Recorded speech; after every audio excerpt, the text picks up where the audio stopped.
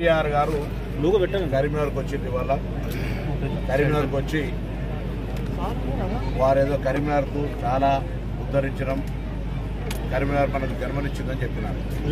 ఈ సందర్భంలో 2004 పార్లమెంట్ ఎన్నికలు తెలంగాణ నినాదాన్ని కాపాడడానికి 2006లో జరిగిన ఉప ఎన్నికలు.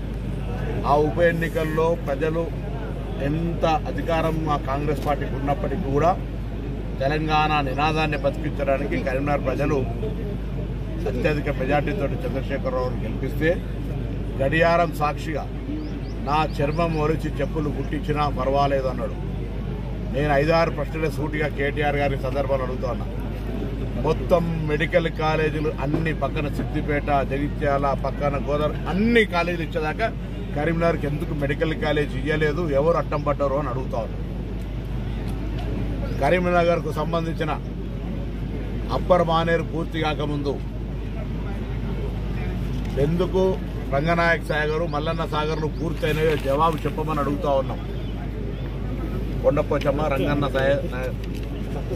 అవి దాంతో పాటుగా ఈరోజు కరీంనగర్ ప్రజలు నీకు ఇంత రాజకీయ పునరుజ్జీవనమిస్తే కరీంనగర్ నుంచి హైదరాబాద్ రామగుండం రోడ్డును 8 లైన్ల రోడ్డుగా ఎందుకు మార్చలేకపోయినా జవాబు ఇవ్వమని అడుగుతా ఉన్నాం. ఈ శాతవాహన ఇంజనీరింగ్ కాలేజీ పెట్టాలని శాతవాహన యూనివర్సిటీలో ఆనాడే మేము తీర్మానం చేసి దానికి సంబంధించిన అన్ని ప్రతిపాదనలు పూర్తి అయినా ఎందుకు శాతవాహన యూనివర్సిటీ ఇంజనీరింగ్ కాలేజీ పెట్టలేదని అడుగుతూ ఉన్నాం. అంతేకాక కరీంనగర్, లండన్, న్యూయార్క్ రకరకాలుగా చేస్తా అన్న మీరు కరీంనగర్కు సంబంధించిన విషయం లోపల వారు మాట్లాడుతూ ఉన్నారు. ఇలా పోలీసులు హరాస్మెంట్ చేస్తూ ఉన్నారని.